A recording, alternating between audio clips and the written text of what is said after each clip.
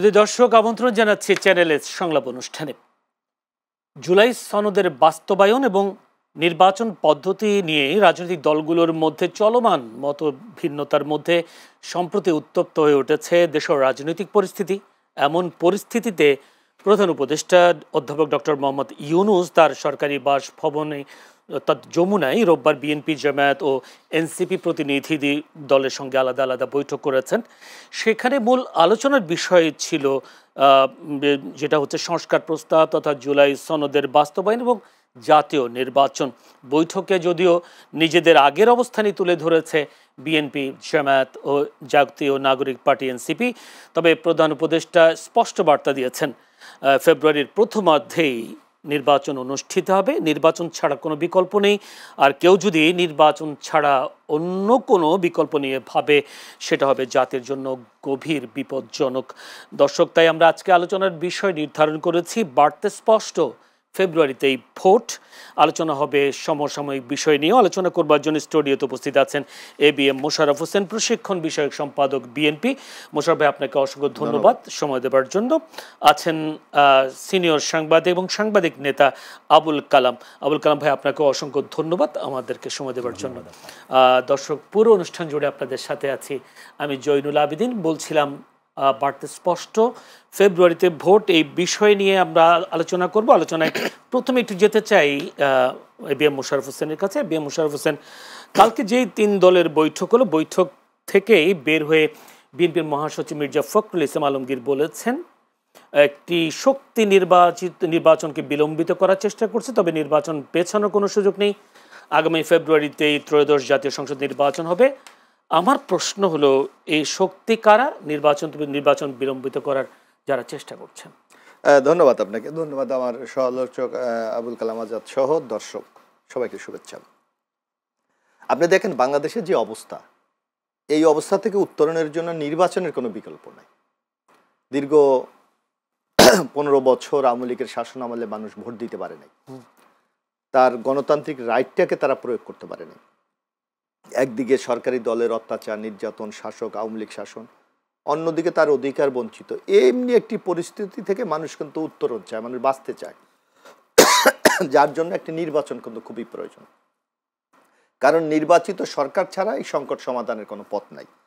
এটা যেমন একদিকে, অন্যদিকে নির্বাচনের বাইরেও কিন্তু এই সরকারকে রাষ্ট্র পরিচালনা করতে হচ্ছে প্রতিদিন। এই পরিচালনা করতে গিয়ে উনি নানা সংকটের মধ্যে কিন্তু পড়ে যাচ্ছে। অর্থনৈতিক সংকট, আইনশৃঙ্খলার সংকট, বিনিয়োগের সংকট, এবং আরেকটি নতুন উপসর্গ যোগ হয়েছে। আপনি লক্ষ্য করবেন যে নানা দাবি দেওয়া। ইতিমধ্যে আপনি দেখবেন যে ইতিমধ্যে কালকে আমি দেখলাম যে একটা পত্রিকা নিউজ করেছে মোর দ্যান 1000 বিক্ষোভ, সমাবেশ, প্রতিবাদ এই সরকার মোকাবেলা করতে বাধ্য, মানে মোকাবেলা করতে হচ্ছে সরকারকে। তো সুতরাং সামগ্রিকভাবে এই সংকটগুলি সমাধানের জন্য কিন্তু নির্বাচিত সরকার ছাড়া কোনোভাবেই সম্ভব না। যার জন্য বিএনপি আমরা স্পষ্ট ভাষায় বলছি যে যত দ্রুত দেশটাকে নির্বাচনের দিকে নিয়ে যাওয়া যায় তত দেশটাকে একটা বিপজ্জনক অবস্থা থেকে বাঁচানো যাবে। যার জন্য আপনি বলেছেন, প্রধান উপদেষ্টার বক্তব্য আপনি কোট করেছেন, উনি বলেছেন যদি আগামী ফেব্রুয়ারিতে আমরা নির্বাচন না করতে পারি চরম একটা ঝুঁকির মধ্যে, বিপজ্জনক অবস্থায় পড়ে যাবে। অর্থাৎ সকল শক্তির একটা চিন্তা যে নির্বাচনটাকে তুলে দেওয়া।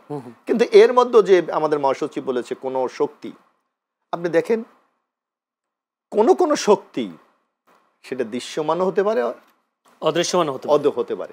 আজকে বাংলাদেশে কিন্তু একটা টেন্স তৈরি করার জন্য আমার প্রশ্ন হচ্ছে ওই একটা শক্তি কি কোনো রাজনৈতিক দল নাকি তৃতীয় কোনো রাজনৈতিক দল তো একটা শক্তি তো চিহ্নিত, যারা ফ্যাসিস্ট পালিয়ে গেছে, মানে বিশেষ করে আওয়ামী লীগ। আপনি দেখেন তারা পার্শ্ববর্তী রাষ্ট্র থেকে প্রতিনিয়ত বাংলাদেশ সম্বন্ধে পরিকল্পিতভাবে প্রোপাগান্ডা চালাচ্ছে, পরিকল্পিতভাবে অনলাইন ব্যবহার করে মানুষকে বিভ্রান্ত করছে। এই যে প্রায় দেখা যাচ্ছে আপনি যে দেখা যায় বা একটা প্রচার চালাচ্ছে যে বাংলাদেশ একটা মৌলবাদী শক্তি দখল করে নিয়ে যাচ্ছে, এখানে গণতান্ত্রিক অধিকার হারিয়ে ফেলেছে, মানুষের মানবাধিকার নাই, এই হিন্দু সম্প্রদায় বিশেষ করে আমাদের সংখ্যালঘুদের উপর মারাত্মক নির্যাতন করা হয়েছে। এইটা তো একটা কনস্পিরেসি, খুব পরিকল্পিতভাবে। তারপর আপনি দেখেন আরেকটা যা দেখলাম যে ভারত একটা স্বাধীন সার্বভৌম রাষ্ট্র এবং আমরা বিশ্বের সবচেয়ে বড় গণতান্ত্রিক রাষ্ট্র হিসাবে যাদেরকে আমরা জানি, সেখানে অন্য দেশ থেকে যারা বিচারিত হয়েছে ওখানে গিয়ে পার্টির অফিস খুলেছে, আমরা এটা লক্ষ্য করি।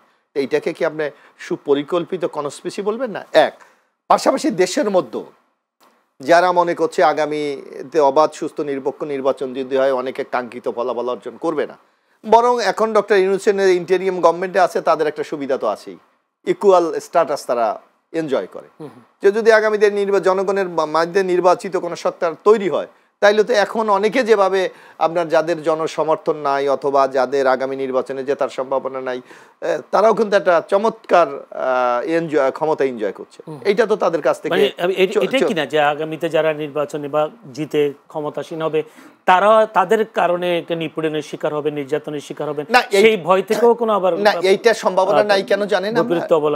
মতামত দিচ্ছে না, এটা হলো ক্ষমতার যাওয়ার ক্ষেত্রে একটা, আমি মনে করি এটা কম্পিটিশন, যে এটা কেউ, আমি দেখি কম্পিটিশন হিসাবে, কেউ দেখছে এটাকে মানে বিরোধ হিসাবে, কিন্তু এইটা আমি দেখতে চাই না। আর আরেকটা জিনিস আপনাকে আমরা আশ্বস্ত করতে চাই আপনার মাধ্যমে দর্শকদেরকে, যে আগামী দিনে সেই নিপীড়নের কোনো বিরোধী শক্তিকে নিচ্ছিন্ন করে দেওয়ার সেই বাংলাদেশ আর আমরা দেখতে চাই। সেক্ষেত্রে আপনার বক্তব্যে একটা কথা উঠেছিল, আইন শৃঙ্খলা পরিস্থিতি যে অবনতি এখন, যদি বলেন আপনি নিয়ন্ত্রণ করতে পারছেন না প্রশাসন, তো সেই প্রশাসনের বিভিন্ন লেয়ারে আমরা দেখেছি বলে বলা হচ্ছে, অনেকেই আপনারা বলেন যে পরতে পরতে সেই ফেসিবাদের দোসররা বসে আছে, সেই ফেসিবাদের দোসর সম্বলিত আইন শৃঙ্খলা বাহিনী দিয়ে কি আপনারা নির্বাচন সুন্দরভাবে, সুষ্ঠুভাবে, নিরপেক্ষভাবে চালাতে মানে অনুষ্ঠিত হবার সম্ভাবনা কতটুকু দেখছেন? আসলে আমি অনেকে এই আশঙ্কা, আপনার মতো এই আশঙ্কা অনেকেই করে বা অনেকে এই ধরনের ফোরকাস্ট করে আগামী এই আইন শৃঙ্খলা, কিন্তু বাংলাদেশের এখানে মূল শক্তিটি হলো বাংলাদেশের জনগণ, নাগরিক ভোটাররা। এই দেশের মানুষ কিন্তু শান্তিপ্রিয়। আপনাকে একটা উদাহরণ তো আমরা প্রায় বলি যে 5, 6, 7 আগস্ট কিন্তু বাংলাদেশে কোনো গভর্নমেন্ট ছিলেন না। দেশের জনগণ কি দায়িত্ব পালন করেনি? কোথাও কি এমন কোন অবস্থা ঘটে? সেই সময় তো রাজনৈতিক দলগুলো সব ঐক্য ছিল, এখন কি আমরা তো ঐক্য বিরোধী। এখন আপনি যেই বিরোধটা আপনি দেখতে পাচ্ছেন, এটা হলো রাজনৈতিক গণতান্ত্রিক প্রতিযোগিতা বলে আমি মনে করি। It is the absolutely Democratic competition. একটা প্রশ্ন করে আপনাকে আমি যাব আবুল কালাম ভাইয়ের কাছে। সেই প্রশ্ন হচ্ছে, চাঁদাবাজি নিয়ন্ত্রণ করতে না পারা অন্তর্বর্তীকালীন সরকার কিভাবে জাতীয় সংসদ নির্বাচন পরিচালনা করবে তা নিয়ে জামায়াত উদ্বিগ্ন, যেটা বলেছেন সৈয়দ আব্দুল্লাহ মোহাম্মদ তাহের, সম্ভবত কালকেই তিনি মানে উষ্মা প্রকাশ করেছেন, উদ্বেগ প্রকাশ করেছেন। এখন পৃথিবীতে না, আপনি গণতান্ত্রিক বিশ্বে, আমাদের চেয়ে তো উন্নত বিশ্ব আছে, আমেরিকা বলেন, ইউরোপ বলেন, সেখানে কি অপরাধ নাই? সেখানে কি দুর্নীতি নাই? আপনি দুর্নীতিকে একটা সহনীয় পর্যায়ে নিয়ে আসার জন্য সবাই চেষ্টা করছে, অথবা এই যে সন্ত্রাস বলেন অথবা চাঁদাবাজি বলেন, এটাকে একটা নির্দিষ্ট মাত্রায় নিয়ে আসা, যেটা জনগণকে এফেক্ট না করে। তো আজকে তো আমরা সেই জন্য সংগ্রাম করছি। জামাত এই বক্তব্য কেন?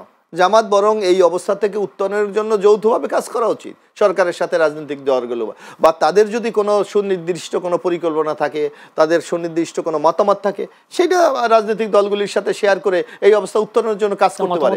বরং এই ধরনের পদ্ধতি চাই না, পিআর পদ্ধতি, তারপর হচ্ছে আপনার জুলাই সনদের পূর্ণাঙ্গ বাস্তবায়ন চাই, সনদ বাস্তবায়নে গণভোট চাই, তিনটা দাবির কথা বলেছেন। না, দাবির কথাগুলো আমরা যদি একেবারে নির্মোহভাবে বিচার করেন, আপনি এখন কি বাংলাদেশে এই যে জুলাই সনদ বাস্তবায়ন, জুলাই ঘোষণা কিন্তু সবাই ঐক্যমত হয়েছে যে এইটাকে আইনি সুরক্ষা দেওয়ার জন্য যা কিছু দরকার সকল রাজনৈতিক দল দেবে, ইনক্লুডিং বিএনপি তো বলেছে যে আমরা দরকার হলে কনস্টিটিউশনও যদি এটাকে অ্যামেন্ডমেন্ট করতে হয় সেটাও আমরা করে দেবো। তাইলে আপনার এখন হলো কি জুলাই সনদটা হলো আগামী দিনের রাজনৈতিক বন্দোবস্ত, যেটাকে আমরা সহজ কথা বলা হচ্ছে যে পলিটিক্যাল একটা সেটেলমেন্ট, আমরা আগামী দিন কি বাংলাদেশ দেখতে চাই।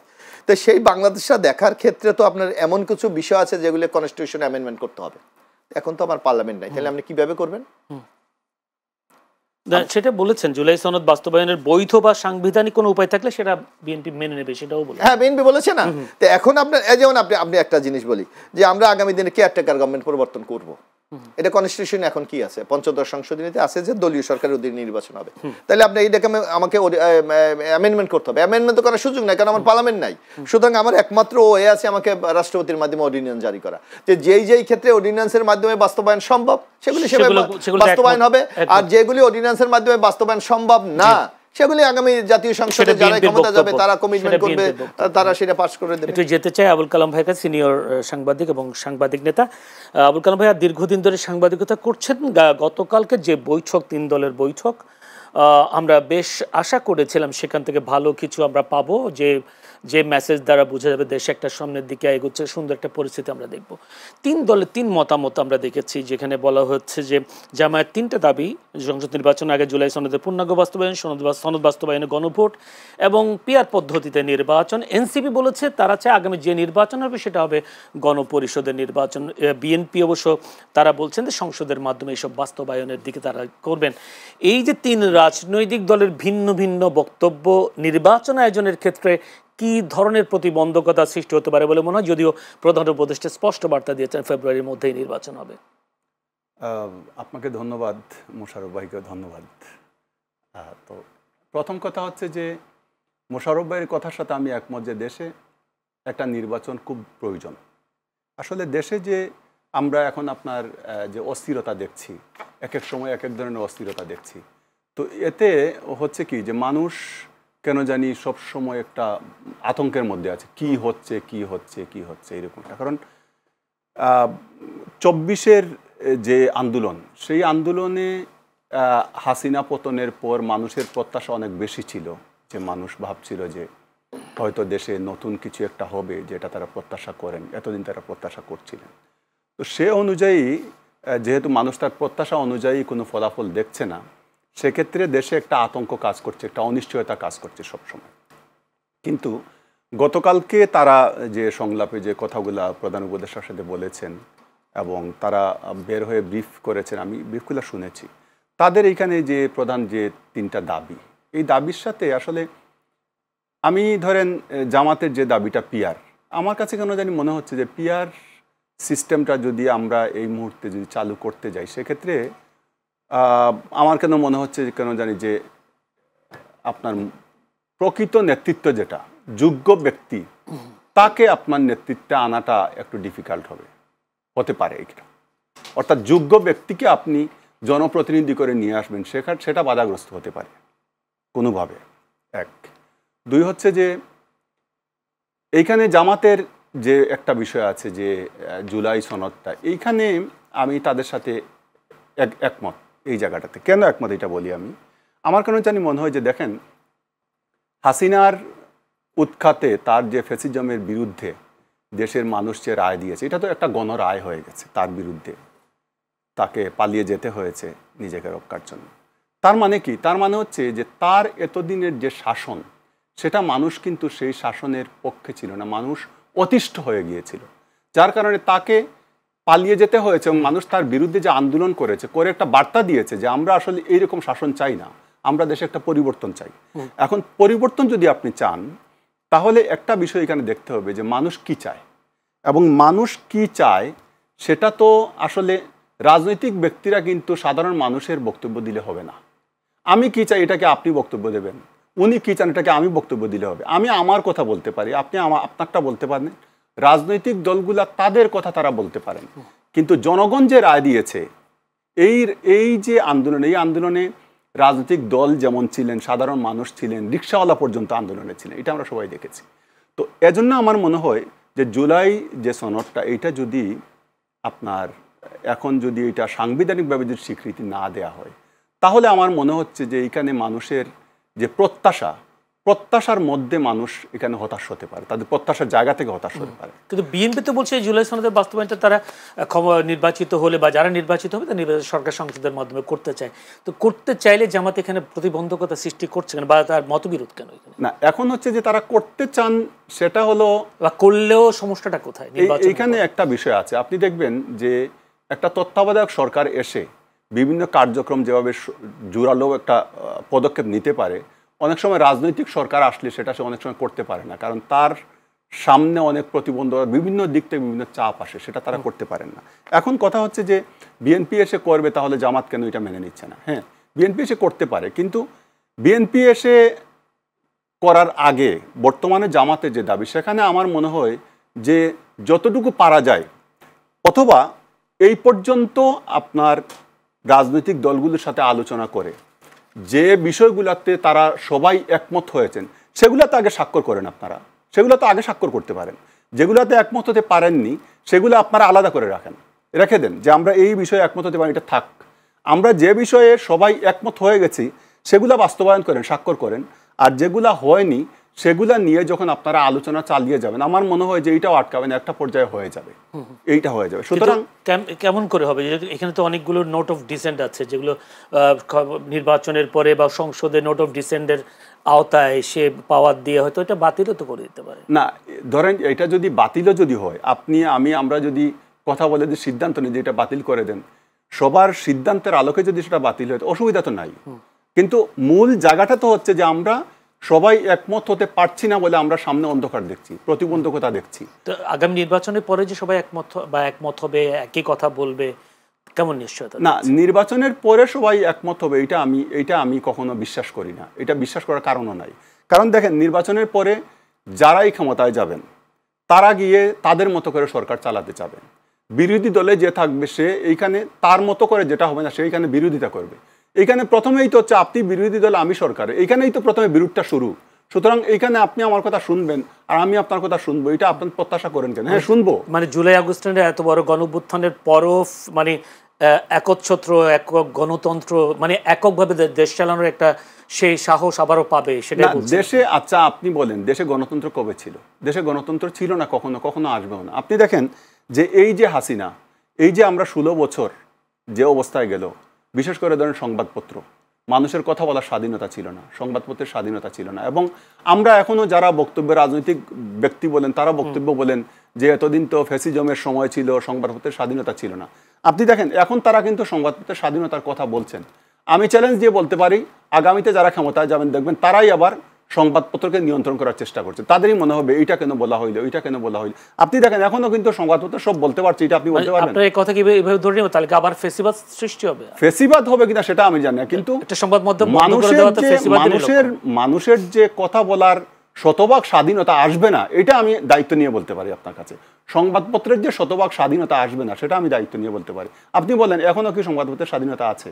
মানুষ কি আসলেও ঠিকমতো সব বলতে পারছে? এখনো কিন্তু মানুষ সব বলতে পারছে না। এখনো কিন্তু পত্রিকা সব লিখতে পারছে না। অনেক শব্দ পত্রিকাকে আপনার বাদ দিয়ে তাকে সংবাদ ছাপতে হচ্ছে। অনেক নিউজ আছে যেটা ফার্স্ট পেজে যাওয়ার কথা, প্রথম পেজে যাবে, সেটা কোনো কোনো পত্রিকা তার পলিসির কারণে ভিতরে নিয়ে যাচ্ছে, কোনো কোনো পত্রিকার নিউজ এটা ছাপছে না। সুতরাং গণতন্ত্র যে আসছে সেটা কিন্তু বলা, গণতন্ত্র কিন্তু নেই।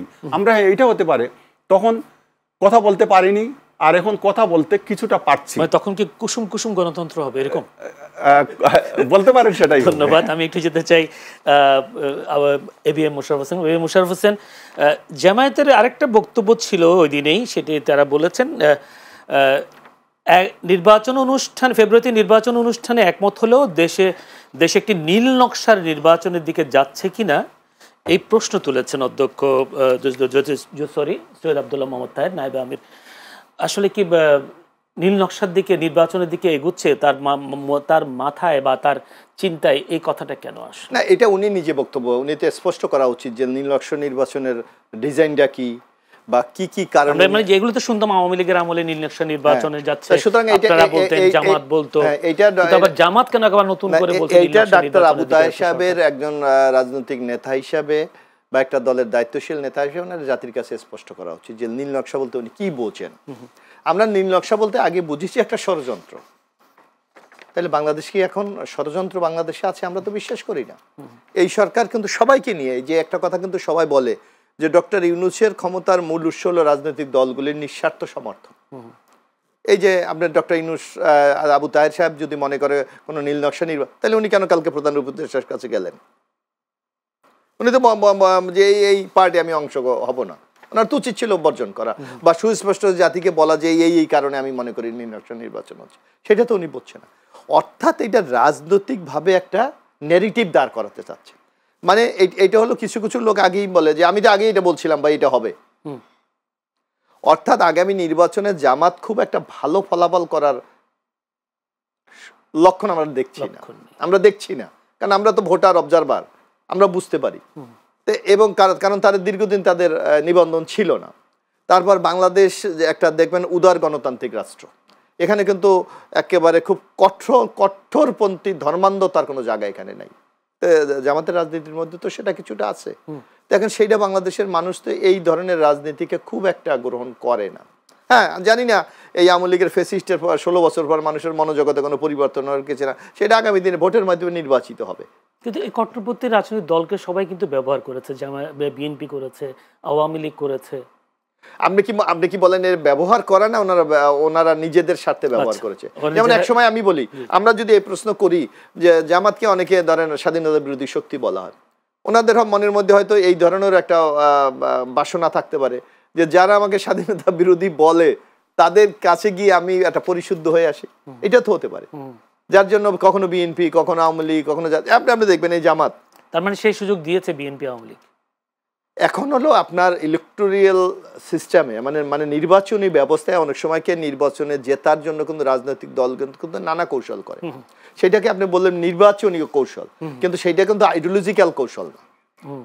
এক একটা রাজনৈতিক দলের কিন্তু এক একটা আলাদা আলাদা আদর্শ থাকে, আলাদা আলাদা ম্যানিফেস্টো থাকে, কিন্তু নির্বাচন কিন্তু আলাদা জিনিস। মানে ওই যে রাজনীতিতে শেষ বলতে কিছু নেই, কথাটা এরকম বিষয়টা যে আপনাকে প্রয়োজনে আমি নিলাম, প্রয়োজন ছাড়া না, প্রয়োজনটা হবে আমার সুনির্দিষ্ট কর্মসূচির ভিত্তিতে।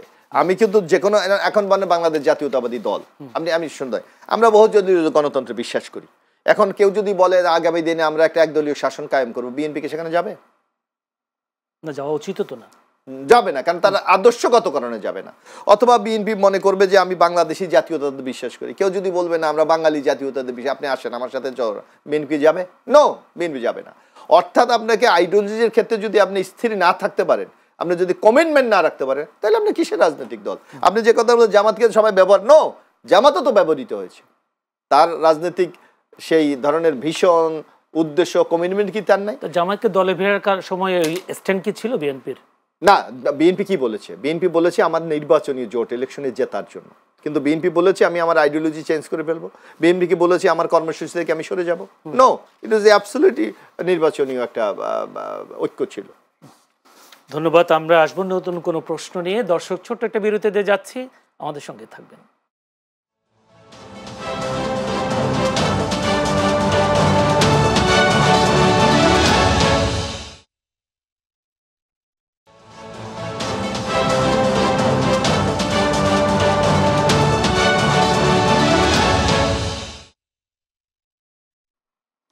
শুধু দর্শক, বিরতির পর আবারও আমন্ত্রণ চ্যানেলের সংলাপ অনুষ্ঠানে। আলোচনা চলছিল, আলোচনা করার জন্য উপস্থিত আছেন এবিএম মোশাররফ হোসেন, প্রশিক্ষণ বিষয় সম্পাদক বিএনপি, আছেন আবুল কালাম, সিনিয়র সাংবাদিক এবং সাংবাদিক নেতা। দুজনেই আজকে বিষয় আলোচনা হচ্ছে বার্তা স্পষ্ট, ফেব্রুয়ারিতে ভোট। বিরতির পর একটু আবুল কালাম ভাইয়ের কাছে যেতে চাই। আবুল কালাম ভাই, এর আগে বলেছিলেন এবিএম মোশাররফ ভাই, যত নানা সংকটের মুখে আসলে সরকার বা দেশ, বিভিন্ন সংকট, দাবি দাওয়া, আন্দোলন, সবকিছু মিলিয়ে আইন শৃঙ্খলা পরে সবকিছু, একটা নির্বাচন কি সব সংকটের সমাধান হবে বলে মনে করেন, বা অতীতেও তা হয়েছে কিনা? আসলে এই বিষয়টা হলো যে আমার এই মুহূর্তে কোনো জানি মনে হচ্ছে, আমার মনে হয় যে পরিমাণ সংকট এই পর্যন্ত দেখা যাচ্ছে, নির্বাচন আসলে যখন একটা পরিবর্তন হবে, সেই পরিবর্তন আসার পরে হয় কি, দেখবেন যে অনেক কিছু হয়তো সব হয়তো হবে না, অনেক কিছু সলভ হয়ে যাবে। এই যে সংকট, এই সংকটের পেছনে যে এই যে বিতাড়িত ফ্যাসিস্ট না, তারাও করছেন না, তারও তো কোনো নিশ্চয়তা নাই। সুতরাং নির্বাচিত সরকার যখন আসবে, অনেক কিছু দেখবেন যে অটোমেটিকলি এটা স্টপ হয়ে যাবে, নাই হয়ে যাবে। এবং সামনে যেটা থাকবে সেটা একটা সরকার আসলে আমার মনে হয় যে আলোচনা করে হোক, যেভাবে হোক, সংকটের সমাধান করা খুব কঠিন কিছু হবে না। তবে সব হয়ে যাবে সেটা বলা যাবে না, কিছু থাকবে যেগুলো হয়তো ধীরে স্থিরে আস্তে আস্তে করে আসলে এগুলো করতে হবে। আজকে স্বরাষ্ট্র উপদেষ্টা, আজকে না গতকালকে স্বরাষ্ট্র উপদেষ্টা বলেছেন, জাতীয় সংসদ নির্বাচন অবাধ, সুষ্ঠু, নিরপেক্ষ, নিরাপদ হওয়া নির্ভর করে নির্বাচনে অংশগ্রহণকারী রাজনৈতিক দলগুলোর উপর বলে মন্তব্য করেছেন স্বরাষ্ট্র উপদেষ্টা লেফটেন্যান্ট জেনারেল অবসরপ্রাপ্ত মোহাম্মদ জাহাঙ্গীর আলম চৌধুরী। আমার প্রশ্ন হলো, রাজনৈতিক দলগুলো ঐকমত্য না পৌঁছলে সুষ্ঠু, অবাধ ও নিরপেক্ষ যে নির্বাচনের কথা বলা হচ্ছে, তা কতটা সম্ভব বা কিভাবে সম্ভব হবে? এখানে সবচেয়ে বড় বিষয় কি জানেন, রাজনৈতিক দলগুলো যদি আপনার সবসময় সব জায়গায় একমত হয়, তবুও দেখবেন যে নির্বাচনে কিছু বাইরের কিছু শক্তি থাকে যারা আসলে নির্বাচনে কিছু বিশৃঙ্খলা তৈরি করতে চায়। এবং এটা নির্বাচনের দিনে না, শুধু নির্বাচনের যখন থেকে প্রস্তুতি শুরু তখন থেকে দেখবেন যে বিভিন্নভাবে, যেমন আপনি দেখেন এই যে গত 2-3 দিনের অবস্থা দেখেন, এই এক জায়গায় ডাকসু নির্বাচন আটকে দেওয়া হচ্ছে, আরেক জায়গায় নূরের উপর হামলা করলো কারা? এখন পর্যন্ত কি শুনতে পেয়েছেন কারা করেছে? কে যে করলো, কোত্থেকে এসব অর্ডার আসলো কেউ জানে না। এখন হলো প্রশ্ন হচ্ছে যে রাজনৈতিক দল যদি চায়ও, তবুও আমার ধারণা যে বর্তমান যে প্রশাসন আছে এই প্রশাসন দিয়ে আপনি নিরপেক্ষ এবং আপনি একবারে রক্তপাতহীন নির্বাচন এটা আমার মনে হচ্ছে সম্ভব না। আপনি দেখেন যে পুলিশ আগে দাম্ভিকতার সাথে বলতো আমরা দেশ চালাই, সেই পুলিশ একটা সচিবালয়ের গেট পাহারা দিতে পারে না। উত্তরায় যেদিন ছাত্ররা যে বিমান দুর্ঘটনায় যে ছাত্ররা যে মারা গেল, তারপরে আপনার মনে আছে এখানে এসে ছাত্ররা যখন আন্দোলন করলো সচিবালয়ের গেট ভেঙে তারা ভিতরে ঢুকে গেল। এর আগে আনসাররা সচিবালয়ের গেট ভেঙে ভিতরে ঢুকে গেল। তার মানে পুলিশ কিন্তু ছিল, তার মানে কি যে পুলিশ দেশ চালাতো সে পুলিশ একটা গেট পাহারা দিতে পারে না। সেই পুলিশ 19 কোটি মানুষ সম্ভবত, সেই মানুষের সেই ভোটারদের নিরাপত্তা কি করে দেবে? সেই মানুষের নিরাপত্তা ভোটার 12 কোটি। তো এর জন্য কথা হচ্ছে যে আমার মনে হয় যে রাজনৈতিক দলের সদিচ্ছা থাকার পরেও এই প্রশাসন দিয়ে আপনি একবারে রক্তপাতহীন নির্বাচন, এটা আপনি প্রাণহীন নির্বাচন, একেবারে মানুষ মরবে না নির্বাচনে, খুব ভালো নির্বাচন করবেন, এটা আমার মনে হয় সম্ভব। তারপর নির্বাচন না করে উপায়টা কি? না, নির্বাচন না করে কোনো উপায়, নির্বাচন করতে হবে, নির্বাচন করতে হবে। কিন্তু নির্বাচনের আগে আমার মনে হয় যে এখন থেকেই সরকার কিভাবে এটা নির্বাচনে কোনো ভায়োলেন্স যাতে না হয় সেটা যতটুকু পারা যায় শান্তভাবে যেভাবে করা যায় সেই প্রস্তুতি সরকারের সবচেয়ে আগে নিতে হবে। অর্থাৎ আপনাকে ফিল্ডটা তৈরি করতে হবে যাতে মানুষ এখানে ভোটার নিরাপদে ভোট কেন্দ্রে যেতে পারে, নিরাপদে ফিরতে পারে। কারণ এখানে তো দেখেন যে রাজনৈতিক দলগুলো এখন আমরা দেখছি যে আজকে তাদের মধ্যে নির্বাচন নিয়ে কিন্তু কারো প্রশ্ন নাই। এটা হতে পারে যে আমি একটা দাবি দিচ্ছি, আপনি সেই দাবিটা মানছেন না, এই জায়গায় কিন্তু আপনার হচ্ছে মতবিরোধ, এর বাইরে কিন্তু না। কিন্তু নির্বাচন সবাই চাচ্ছে, যে জায়গায় সবাই নির্বাচন চাচ্ছে সেখানে এই নির্বাচন করাটা কঠিন, খুব একটা কঠিন কিছু না। কিন্তু এই নির্বাচন করার আগে আমাদের ফিল্ড তৈরি করতে হবে। কিন্তু আজকেও তো জামায়াতের বৈঠকে একটা সিদ্ধান্ত, দৃঢ় অবস্থান, তারা বলেছে জুলাই সনদের আইনি ভিত্তি ও আগামী জাতীয় সংসদ নির্বাচনে পিআর পদ্ধতিতে আয়োজনের দাবিতে দৃঢ় অবস্থান পুনর্ব্যক্ত করেছে বাংলাদেশ জামায়াত ইসলামী। সোমবার দলটির সর্বোচ্চ দলীয় ফোরামে কেন্দ্রীয় নির্বাহী পরিষদের জরুরি সভায় এই অবস্থানের বিষয়ে সর্বসম্মত সিদ্ধান্ত নেওয়া হয়। আমার প্রশ্ন হলো পিআর পদ্ধতি নিয়ে জামায়াতের এই স্পষ্ট অবস্থান বা শক্ত অবস্থান নির্বাচনকে কতটুকু সামনের দিকে এগিয়ে নিতে পারবে? এই যে স্পষ্ট অবস্থান তাতে কিন্তু নির্বাচন অনিশ্চিত হচ্ছে। আবাসটা এরকম যে যদি এখন ধরেন যে প্রশ্ন আসতে পারে যে আচ্ছা আমি একটা শর্ত দিলাম যে আমি এর বাইরে যাব না, তো আমি যদি এর বাইরে না যাই তাহলে আপনি কি এখন কি করবেন? আপনি কি আমাকে বাদ দিয়ে নির্বাচন করবেন নাকি আমাকে নির্বাচনে রাখতে চান? তা আমাকে যদি নির্বাচনে রাখতে চান সেক্ষেত্রে তাহলে কি করতে হবে? সরকারেরই দায়িত্ব হচ্ছে রাজনৈতিক দলগুলো নিয়ে বসে আবার ভালোভাবে আলোচনা করা, সরকারের কিছু ভূমিকা রাখা যে ঠিক আছে আপনি এইদিকে ছাড় দেন, আপনারা এদিকে ছাড় দেন, দিয়ে অর্থাৎ মধ্যস্থতা সরকারকেই করতে হবে। আর এর বাইরে আপনি নির্বাচন যে জামাতের যে অবস্থান তাতে করে এর বাইরে নির্বাচন আসলে আপনি যদি ধরেন জামাত নির্বাচনে আসলে আপনি কাকে নিয়ে নির্বাচন করবেন? একা তো কারণে নির্বাচন করতে এটা গ্রহণযোগ্য হবে না। সুতরাং জাতীয় পার্টিকে এখন জাতীয় পার্টির ভবিষ্যৎ আদৌ কি হবে, জাতীয় পার্টি থাকবে কি থাকবে না সেটাও তো এখনো পুরোপুরি সিদ্ধান্ত হয়নি। যেমন ধরেন বিএনপি বলছে থাকবে, জামাত বলছে থাকতে পারবে না, এনসি বলছে থাকতে পারবে না, সেটাও তো সংকট রয়ে গেছে। এই সংকটটা সমাধান না করা পর্যন্ত আপনি নির্বাচন যে হয়ে যাবে সেটা একবারে শতভাগ নিশ্চিত করে বলা যায়। আজকে যুক্তরাষ্ট্রের মার্কিন যুক্তরাষ্ট্রের যিনি ভারপ্রাপ্ত রাষ্ট্রদূত ট্রেসি অ্যান্ড জ্যাকবসন, নিশ্চয়ই তার বক্তব্যগুলো নিশ্চয়ই আপনি শুনেছেন। আজকে তিনি বলেছেন সুষ্ঠু, অবাধ ও নিরপেক্ষ নির্বাচন করতে অন্তর্বর্তী সরকারকে সব ধরনের সহযোগিতা করতে চায় যুক্তরাষ্ট্র। কিন্তু 24-এর নির্বাচনের আগে আমরা দেখেছি মার্কিন রাষ্ট্রদূত পিটার হাস সুষ্ঠু, অবাধ, নিরপেক্ষ ও অংশগ্রহণমূলক নির্বাচনের কথা বলতেও শুনেছি। এবারে কিন্তু সেটা অংশগ্রহণমূলক করার কথা বলছে না, অবাধ, সুষ্ঠু, নিরপেক্ষ নির্বাচনের কথা বলছে। তাহলে কি এবারে কি নির্বাচন কি অংশগ্রহণমূলক না হলেও চলবে? না, বিষয় সেটা না। আসলে হচ্ছে কি তারা যেভাবে তাদের এটা হচ্ছে কূটনৈতিক কথাবার্তা, তারা তাদের কথা বলেন, কিন্তু তারা এসে আপনাকে কিন্তু ফিল্ড তৈরি করে দেবেন না। তারা এসে রাজনৈতিক দলের মধ্যে আলোচনা করে কিন্তু সমাধান করে দেবেন না। তারা আপনার এই যে আমি ওইটা মানি না, অমুক ওইটা মানি না, জাতীয় পার্টি নিষিদ্ধ করতে হবে, তারা কিন্তু সেই সমাধান করে দেবেন না। আলটিমেটলি সমাধানটা আপনাকেই করতে হবে, সমাধান তারা দলগুলোকে করতে হবে, এখানে সরকারকে বাইরের দেশের কোনো একটা দেশের নির্বাচনে বড় ধরনের কোনো ভূমিকা থাকে যে ভূমিকার কারণে এই দেশ বা এই যারা নির্বাচন করছেন রাজনৈতিক দল উপকৃত হয় নির্বাচনের ক্ষেত্রে অন্তত, এটা আমার কাছে মনে হয় যে এগুলা খুব একটা, অতীতে তো হয়েছে এরকম। না অতীতে হয়েছে, কিভাবে হয়েছে বলেন? আমরা দেখেছি ইন্ডিয়া থেকে এসে আওয়ামী লীগের বিভিন্ন নির্বাচন করার ব্যাপারে অনেক, সেটা তো নির্বাচন ছিল না, সেটা কি নির্বাচন ছিল? আচ্ছা, নির্বাচন ছিল, কিন্তু তারা তো ক্ষমতায় ছিল, হ্যাঁ, নির্বাচনে ভোট দিয়ে সেটা তো বৈধ ক্ষমতা ছিলেন না। এবং আপনি অনেকটা এটা দেশের মানুষ যদি আপনাকে স্বীকৃতি না দেয়, আপনি কার স্বীকৃতি নিয়ে আপনি নিজেকে বৈধ সরকার দাবি করেন? ধন্যবাদ। আমি একটু যেতে চাই এবি মোশাররফ ভাইয়ের কাছে। এবি মোশাররফ ভাই, জাতীয় পার্টি নিয়ে কালকে একটি অবস্থান পরিষ্কার করেছে এনসিপি জামায়াত। তারা বলেছে যেহেতু জামায়াত এনসিপি বলেছে আওয়ামী লীগের মতো জাতীয় পার্টির বিরুদ্ধে ব্যবস্থা নিতে, জাতীয় পার্টির বিরুদ্ধে ব্যবস্থা নেওয়ার বিষয়ে বিএনপির অবস্থান কি আসলে? না, আসলে বিএনপি কিন্তু একটা জিনিসে বিশ্বাস করে। কারণ বিএনপির পার্টির মূল ম্যানিফেস্টো আপনি দেখবেন যে বহুদলীয় গণতন্ত্র, যে নানা মত পথকে একদিকে আপনি জনগণের সামনে উপস্থাপন করবেন, জনগণ ডিসাইড করবে কাকে সে অ্যাকসেপ্ট করবে, কাকে করবে না। যার কারণে আপনি দেখবেন যে জিয়া রহমান সাহেব যখন রাষ্ট্র ক্ষমতার পরিচালনার দায়িত্ব পান, তখন কিন্তু উনি এই বহুদলীয় গণতন্ত্র কনসেপ্টটা চালু করেছিলেন। কারণ এর আগে ছিল কি, সব দল ব্যান্ড করে বাকশাল কায়েম করেছিলেন। সুতরাং আমরা ওই স্টার্ন পার্টির যে আমরা আদর্শ, সে আদর্শগত আমরা চাই যে সবাই রাজনীতি করুক।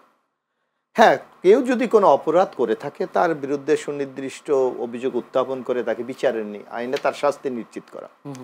তাহলে এই ইন্টেরিয়াম গভর্নমেন্ট 1 বছর 1 মাস ক্ষমতায়, তারা আওয়ামী লীগের বিরুদ্ধে কিন্তু ব্যবস্থা গ্রহণ করেছে, যে তাদের ছাত্র সংগঠনকে বাতিল করেছে, নিষিদ্ধ করেছে, আওয়ামী লীগের কার্যক্রম নিষিদ্ধ করে বিচারের উপর ছেড়ে দিয়েছে, যে বিচারের সিদ্ধান্ত হবে তারা রাজনীতি করতে পারে। সেক্ষেত্রে সাধুবাদ জানিয়েছে, কিন্তু কোনো দাবি তোলেনি প্রথমে, না, কিন্তু নিষিদ্ধের ব্যাপারে কোনো দাবি ছিল না। কিন্তু জাতীয় পার্টির বিরুদ্ধে কেন আপনি ব্যবস্থা, এখানে আপনি কেন দ্বিমুখী নীতি গ্রহণ করেছেন? কারণ এই জাতীয় পার্টি গত 3টি নির্বাচনে আওয়ামী লীগকে টিকিয়ে রাখার জন্য স্টক হোল্ডার হিসেবে তারা কাজ করেছে, অর্থাৎ বৈধতা দিয়েছে জাতীয় পার্টি। তাহলে আপনি জাতীয় পার্টি, আওয়ামী লীগ যদি যে অপরাধী হয়, জাতীয় পার্টিতে একই অপরাধী হওয়া উচিত, তাহলে আপনি কেন ব্যবস্থা গ্রহণ করছেন না? অথচ জাতীয় পার্টি কিন্তু একটা নিবন্ধিত রাজনৈতিক দল, তাকে আপনি কিন্তু কোনো সবাই ডাকছেন না। অথচ এনসিপি কিন্তু কোনো নিবন্ধন নাই, তাকেও কিন্তু আপনি ডাকছেন। অথচ এর মধ্যে এটাতে হয় যে আপনার মধ্যে একটা সিদ্ধান্তহীনতা আপনার মধ্যে কাজ করে, যে আপনি কি, বিএনপি তো একটা বড় দল, সে বড় দলতে কোনো স্টেক নিতে, মানে স্ট্রং কোনো জায়গা নিতে পারছে না কেন জাতীয় পার্টির বিরুদ্ধে ব্যবস্থা নেওয়ার বিষয়টা নিয়ে? না, জাতীয় পার্টি বিএনপি তো অবশ্যই বলেছে যে 3টি নির্বাচনে যারা সহযোগিতা করেছে অথবা যারা হাসিনার সহযোগী ছিল তাদের বিরুদ্ধে, কারণ বিএনপির হাতে তো আর রাষ্ট্র ক্ষমতা নেই। না, আমরা দেখেছি নুরের উপর হামলার পর বিএনপির নেতারা যে বক্তব্য দিয়েছেন, কেন হয়েছে, তার এটা উদ্দেশ্য খতিয়ে দেওয়া দরকার, তাকে মেরে ফেলার চেষ্টা করা হয়েছে, কিন্তু একবারও তাদের বক্তব্য ছিল না জাতীয় পার্টিকে আওয়ামী লীগের মতো নিষিদ্ধ করা দরকার। এরকম বিষয়টা বক্তব্য আপনি শুনেছেন কিনা? না, আপনাকে একটা জিনিস লক্ষ্য করতে হবে। আপনি একদিকে একটা গণতান্ত্রিক রাষ্ট্র ব্যবস্থা চান। গণতান্ত্রিক রাষ্ট্র ব্যবস্থা এই না যে জোর করে আপনি কোনো কিছু কারোর উপর চাপিয়ে দেবেন। হ্যাঁ, এই সরকার ক্ষমতা আছে এবং নিউট্রাল গভর্নমেন্ট, আমরা জানি। নুরুর ব্যাপারে ইতিমধ্যে তদন্ত কমিশন গঠন হয়েছে, বিচার বিভাগীয়, তারাই সিদ্ধান্ত, তারাই যে তদন্তে যা বেরিয়ে আসবে, যদি জাতীয় পার্টি অপরাধী হয় তার বিরুদ্ধে শাস্তি নেবেন।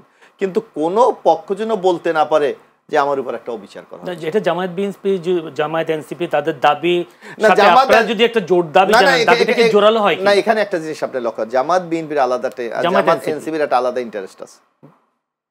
কারণ তারা মনে করে জাতীয় পার্টি একটা ভোটের, বাংলাদেশে তো ভোটের রাজনীতিতে একটা রেশিও আছে, আমরা জানি যে কার কতটুকু জনসমর্থন আছে, এরকম একটা, কিন্তু হ্যাঁ, জনসমর্থন পরিবর্তন হতে পারে, কিন্তু কেউ তো মনে করতে পারে যে জাতীয় পার্টি আমার প্রতিদ্বন্দ্বী, তাকে যদি আমি নিশ্চিহ্ন আগেই করে দিতে পারি ইলেকশনের আগে, তাহলে আমার নির্বাচনী রাজনীতি আমার জন্য সুবিধা হবে, সেইটাও থাকতে পারে। আপনি সেই আশঙ্কাকে উড়িয়ে দেওয়া তো যায় না কোনো। সেক্ষেত্রে বিএনপি জাতীয় পার্টি থাকলে একটা সুবিধার মতো জায়গায় থাকতে পারবে।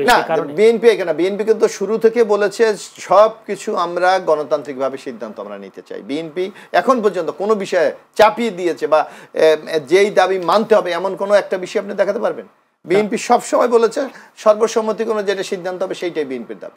কিন্তু এনসিপি, জামায়াত ইসলামী আন্দোলন একটা যখন আন্দোলন করে আওয়ামী লীগ নিষিদ্ধের ব্যাপারে এবং নিষিদ্ধ হয়ে গেল, তখন বিএনপিকে প্রশ্ন করা হয়েছিল আপনারা কেন করেননি? তখন আপনারা তো বলেছেন আমরা লিখিত আগে থেকেই দিয়েছি, আমরা প্রত্যেকটা বক্তব্যে বা বৈঠকে বলেছি নিষিদ্ধের ব্যাপারে। এখন কি এরকম যদি কোনো কারণে জাতীয় পার্টি নিষিদ্ধ হয়ে যায়, তখন কি আপনারা বলবেন যে বৈঠকে আপনারা বলেছেন না জাতীয় পার্টি? না, জাতীয় পার্টিতে আপনি বললেন জাতীয় পার্টি তো এক জায়গায় তো অভিযুক্ত, তার এটা তো অস্বীকার, কারণ আওয়ামী লীগের সহযোগী হিসাবে 3টা নির্বাচন তারা করেছে এবং তাদেরকে ক্ষমতার বৈধতা দিয়েছে। জাতীয় পার্টি যদি এই নির্বাচনগুলি অংশ না করতো, আওয়ামী লীগের পতন আরো আগে করতো। সুতরাং তাদেরকে সুনির্দিষ্টভাবে সহযোগী হিসাবে তো আপনি বিচারের আওতায় আনতে পারেন। তা আপনি গভর্নমেন্ট সেই ক্ষেত্রে কোনো স্টেপ নেয় না কেন? মূল ব্যাপারটা তো এখানে। আওয়ামী লীগের ব্যাপারে একই কথা বলেছিলেন আপনারা। আমাদের ভাই আমরা তো একটা কথা বলছি, আমরা সরকার কেন সিদ্ধান্ত নেয় না? কিন্তু আপনাদের তো দায়িত্ব, বড় রাষ্ট্রীয় দল। না না না, আমার কি দায়িত্ব আছে আপনাকে ধরে আমি অ্যারেস্ট করে আমি আবুল কালাম আজাদকে ইচ্ছা করলে আমি এখান থেকে গ্রেফতার করতে পারি? আমার তো সেই রাইট নাই। যদি আমি বলতে পারি যে আবুল কালাম আজাদ অপরাধী, তার বিরুদ্ধে ব্যবস্থা নেন। কিন্তু সব সময় রাজনৈতিক দলকে বলতে হবে কেন? এই সরকার কি জানে এই সরকার কার উপরে ক্ষমতায় আসছে, কিসের ভিত্তিতে ক্ষমতায় আসছে? এই সরকার জানে না? মানুষের যে এই যে গণরায়, এই গণরায় মানে কি? গণরায় মানে হচ্ছে মানুষ বলছে আমি অমুককে মানি না, এই জন্য আপনি মানুষের রক্তের উপরে এই সরকার ক্ষমতায় বসছে। তাহলে রাজনৈতিক দলগুলোকে কেন বলতে হবে সব সময় যে অমুককে আপনি ব্যান করেন, তমুককে করেন? কেন এই সরকার পারে না? নিজে পারতো না যে জাতীয় পার্টির বিষয়ে একটা উদ্যোগ দিতে? জাতীয় পার্টির তারা নিষিদ্ধের বিষয়ে সরকার পদক্ষেপ নিতে পারে না? রাজনৈতিক দলগুলোর দিকে সবসময় সরকার তাকাবে কেন? রাজনৈতিক দলগুলা যা বলে সরকার কি সব কথা মানে? সব কথা তো মানে না। তা আপনি যদি রাজনৈতিক দলগুলোর সব কথা নাই মানেন, আপনি কি করছেন দেশের জন্য? আপনি কেন পারেন না? আপনি যদি উদ্যোগ নেওয়ার পরে যদি কোনো রাজনৈতিক দল তার বিরোধিতা করে, তখন আপনি কথা বলতে পারেন যে আমি এটা করেছি, তারা বিরোধিতা করছে। আপনি তো কোনো উদ্যোগই নিচ্ছেন না। সুতরাং আমার যেটা মনে হয়, সরকারই চায় যে এই জাতীয় পার্টি, এই যারা যারা ফ্যাসিজমের অপরাধে অভিযুক্ত এবং আওয়ামী লীগকে বৈধতা দিয়েছিল, তারা সরকারই চায় তারা থাকুক। এবং এইখানে আমাদের এই রাজনৈতিক দলগুলোর চেয়ে সরকারের আমার মনে হচ্ছে এইখানে তাদের স্বার্থটা বেশি। সুতরাং সরকারকে আগে পরিষ্কার করতে হবে সরকার কি চায়, জাতীয় পার্টি থাকবে নাকি থাকবে না। রাজনৈতিক দলগুলোর কথা এখন আমি বলবো না, সরকার স্বার্থটা কি দেখেন এখানে? অবশ্যই সরকারের স্বার্থ আছে। ওরা তো যদি নির্বাচন দিয়ে তো ওনারা তার ক্ষমতায় থাকবেন না, ওরা তো চলে যাবে না। কিন্তু এখানে সরকারের পেছনে আরেক সরকার হয়তো আছে যার স্বার্থ আছে। কারণ অনেকে বলছেন এইটা, আপনি দেখছেন কয়েকদিন আগে একটা পত্রিকার লিড নিউজ হয়েছিল যে এস আলম গিয়ে ভারতে গিয়ে হাসিনার সাথে বৈঠক করে তারা প্রায় 5,000 কোটি টাকা সম্ভবত বা 4,500 এরকম একটা চুক্তি হয়েছে। চুক্তি বলতে একটা আলোচনা হয়েছে এবং সেখানে তারা সম্ভবত 2,500 কোটির মতো তারা এখানে সে দিয়ে আসছে। এই টাকাটা বাংলাদেশে এই যে ফ্যাসিজমকে ফিরিয়ে আনার জন্য কাজে লাগবে। সুতরাং এইটাও তো হতে পারে যে সরকারের পেছনে আরেক সরকার আছে যারা জাতীয় পার্টির মাধ্যমে আওয়ামী লীগকে দেশে ফেরাতে চায়। সুতরাং এইটা কি সরকারের জন্য একটা বার্তা না? সরকার কি এই কাজটা উদ্যোগ নেওয়া, সরকারকে তদন্ত করে দেখবে না যে আমি যে জাতীয় পার্টিকে রাখছি, তাদেরকে নিষিদ্ধ করছি না, আসলে জাতীয় পার্টি কার পারপাস সার্ভ করার জন্য আসছে? এটা তো আগে দেখতে হবে। এবং এইটা প্রশ্নই তো থাকে না এখানে। জাতীয় পার্টি এতদিন আওয়ামী লীগের সাথে ছিল, বৈধতা দিয়ে আসছে, তারা তো আওয়ামী লীগের জন্যই কাজ করবে, তাদের তো কর্মীই নাই, তারা তো আওয়ামী লীগের কর্মী নিয়েই কাজ করবে। সুতরাং এই জাতীয় পার্টি নিষিদ্ধের জন্য আন্দোলন কেন করতে হবে এবং প্রত্যেকটা দলকে কেন হানা বলতে হবে?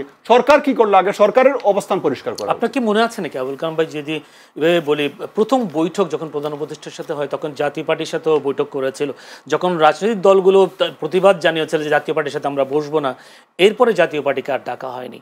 কিন্তু প্রথমে তো সরকার ডেকেছিল তাদেরকে বৈঠকে, জাতীয় পার্টিকে, এবং বের হয়ে বক্তব্যও দিয়েছিলেন আমরা দেখেছি। কিন্তু রাজনৈতিক দলগুলোর পক্ষ থেকে কোনো দাবি না উঠলে সরকার কি কাজ করতে পারে আসলে? না, সরকার কিছু কাজ করতে পারে, কিছু পারে না। ধরেন এই যে জাতীয় পার্টির বিষয়টা, সরকার প্রথমে জাতীয় পার্টিকে যখন ডাকতো তখনই কিন্তু সরকার অপরাধ করেছে এটা, এবং রাজনৈতিক দলগুলো তার অপরাধ ধরিয়ে দিয়েছে। সরকার হয়নি। আচ্ছা, তখন সরকার হয়নি। এখন তাকে যদি ডাকা হয় বা কোনো যারাই ডেকেছেন সেরা অপরাধ করেছেন, এবং রাজনৈতিক দলগুলো সেখানে প্রতিবাদ করে সেই অপরাধটা ধরিয়ে দিয়েছে, এবং সেই অপরাধটা ধরিয়ে দেওয়ার কারণে তারা হয়তো এটা মেনে নিয়েছেন যে হ্যাঁ এটা করা যাবে না। কিন্তু আপনি যে অপরাধ আপনি মেনে নিলেন যে হ্যাঁ ওরা এই অপরাধটা করেছে, তাদেরকে এই পর্যায়ে রাখা যাবে না, তাহলে আজ পর্যন্ত এই দল থাকে কি করে? আমাকে বলেন। ধন্যবাদ। আমি আবার আসবো আপনার কাছে একটু বিষয় নিয়ে, যেহেতু মোশাররফ ভাইয়ের কথার ফাঁকে আপনি কথা বক্তব্য দিয়েছেন। মোশাররফ ভাই, এখন কি পরিস্থিতি দেখছেন? যে আসলে দেখছেন চট্টগ্রাম বিশ্ববিদ্যালয়ে শিক্ষার্থীদের সাথে গ্রামবাসীর সংঘর্ষ, রাজশাহী বিশ্ববিদ্যালয়ে 3 দফা দাবিতে আন্দোলন, হল ছাড়ার নির্দেশ, কিন্তু হল না ছেড়ে তারা বিক্ষোভ। এই যে বিভিন্ন বিশ্ববিদ্যালয়ে শিক্ষার্থীদের এই উত্তেজনা এবং বিশ্ববিদ্যালয়ে অরাজকতা, এবং সেই সাথে আমরা দেখলাম কিছুদিন আগে বুয়েট, চুয়েট, কুয়েট সবাই রাস্তায় নেমে আসলো, পুলিশ হামলা করলো। এই যে বিষয়গুলো একটু করে উনি বলতে চেয়েছিলেন যে আসলে দিল্লিতে একটা বৈঠক হয়েছে শেখ হাসিনার সাথে সালমের মাসুদের, সে 4,500 কোটি টাকার একটা খবর আমরা পেয়েছি। এটা কি তারই ফল নাকি? না, আপনি একটা শক্তি তো বাংলাদেশকে অস্থিতিশীল অবস্থা করতে চাই, এটা তো আপনি অস্বীকার করার কোনো সুযোগ নেই। যেটা সরকারও প্রতিনিয়ত বলে যাচ্ছে, রাজনৈতিক দলগুলো বলে যাচ্ছে যে একটা দৃশ্যমান শক্তি যেমন বাংলাদেশ আওয়ামী লীগ, এর বাইরে একটা অদৃশ্য শক্তি আছে। সুতরাং এই শক্তিগুলি তো নানা ক্ষেত্রে নানা, যেমন আপনি যে কথাটা আমি প্রাথমিকভাবে বলেছিলাম যে 1000-এর মতো মুভমেন্ট এই সরকারকে মোকাবেলা করতে হয়েছে। অর্থাৎ এই সরকারের একটা দুর্বলতা আছে, এটাকে আপনাকে একটু চিহ্নিত আমাদের করতে হবে। আপনি প্রথম দিকে যদি লক্ষ্য করেন, যারাই একটু প্রেশার করেছে, এটা শক্তি প্রদর্শন করে, সরকার কিন্তু তার কাছেই নথি স্বীকার করেছে। তো এই যে কিছু কিছু লোক যে এই যে একটা হুজুগের কর্মসূচির মধ্যে চলে গেল, এটাই সরকারের একটা দুর্বলতা ছিল, যে আর কার প্রতি সে খুব সহানুভূতিশীল আর কার প্রতি নির্দয়, এই ভূমিকাও তো সরকারকে অনেকটা প্রশ্নবিদ্ধ করেছে, যার কারণে অনেক মহল অনেক কিছু উৎসাহিত হয়। কিন্তু আমরা মনে করি আগামী দিনে একটা বৃহত্তর রাজনৈতিক উত্তরণের জন্য সরকারের স্পষ্ট বলা উচিত যে আমি একটা ইন্টেরিয়াম গভর্নমেন্ট, আমার পক্ষে কোনো দাবি দেওয়া মানা সম্ভব না, আগামীতে নির্বাচিত গভর্নমেন্ট আসবে, সেই তাদের কাছে আপনারা দাবি দেওয়া। সেই ষড়যন্ত্র মোকাবেলায় আসলে বিএনপি বলেন, বিভিন্ন ছাত্র সংগঠন কি আসলে তারা কি একেবারে সচেতন, সতর্ক? অবশ্যই সতর্ক। যদি সতর্কই হয় তাহলে রাজশাহী বিশ্ববিদ্যালয়ে কালকে ছাত্র দল নির্বাচনকে কেন্দ্র করে, অর্থাৎ কেন্দ্রীয় ছাত্র সংসদ নির্বাচনকে কেন্দ্র করে কেন নির্বাচন কমিশনের কার্যালয়ে তালা দিতে গেল এবং সেখানে হট্টগোল হলো, আন্দোলন হলো? না, এইটা ধরেন আপনি একটা যে জিনিস বলতে হবে আপনাকে, কারণ ছাত্রদের ইন্টারনাল কোনো ডিমান্ড থাকতে পারে, সেটা আপনি আর আমি হয়তো এখান থেকে অনুধাবন করতে পারবো না। নিশ্চয়ই মিডিয়াতে না, এখন হলো মানে একটা বিশ্ববিদ্যালয়ের ক্ষেত্রে আপনাদের দীর্ঘ 16টা বছর একটা ফেসিস্ট শক্তি দখল করে রেখেছিল। যেমন আমাদের দল জাতীয়তাবাদী ছাত্র দল, যেটা আমরা আমাদের সমর্থিত দল, সেটা কিন্তু ক্যাম্পাসে থাকতে পারে নাই, হলে থাকতে পারে নাই। সুতরাং কর্তৃপক্ষ যখন নির্বাচন ব্যবস্থাটা ঘোষণা করছে, তখন তো তাদের উচিত একটা সবার জন্য একটা সমান্তরাল মাঠ তৈরি করা, যাতে সবাই সমানভাবে খেলতে পারে। রাজশাহী ইউনিভার্সিটির ছাত্র দলের পক্ষ থেকে এই ধরনের কিছু অভিযোগ ছিল, সেগুলি সমাধান না করেই কর্তৃপক্ষ একটা নির্বাচনের পথে এগিয়ে যাচ্ছে। সুতরাং গণতান্ত্রিক ব্যবস্থায় যে কোনো অনিয়ম, অবিচার বা যে কার প্রতি বৈষম্যের বিরুদ্ধে প্রতিবাদ করাও তো একটা গণতন্ত্রের কাজ। রাজশাহী ইউনিভার্সিটি সেই ঘটনাটাই নির্বাচন কমিশন কার্যালয়ে তালাও দিব। ধন্যবাদ। আমি একটু যেতে চাই ডাকসু নির্বাচন নিয়ে। আজকে একটা বেশ আলোচিত বিষয় ছিল, যে ছোট্ট করে বলতে হবে, হাইকোর্ট প্রথমে 30 অক্টোবর পর্যন্ত নির্বাচন স্থগিত করলো, আবার পরে সুপ্রিম কোর্টের চেম্বার জজ আদালতে সেটা আবার বাতিলও করে দেওয়া হলো।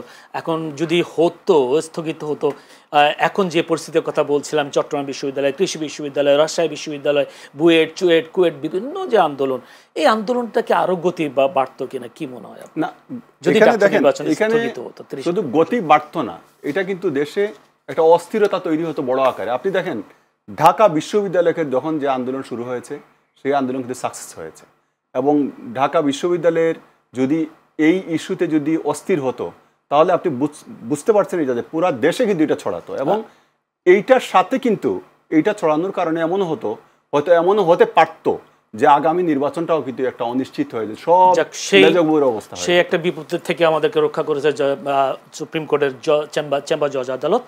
দর্শক, আমাদের হাতে একেবারেই সময় নেই, আমরা আলোচনা শেষ করব। আলোচনা করবার জন্য যারা স্টুডিওতে আজকে উপস্থিত ছিলেন, A B M Mosharraf Hossain, প্রশিক্ষণ বিষয় সম্পাদক, বিএনপি, ছিলেন আবুল কালাম, সিনিয়র সাংবাদিক এবং সাংবাদিক নেতা।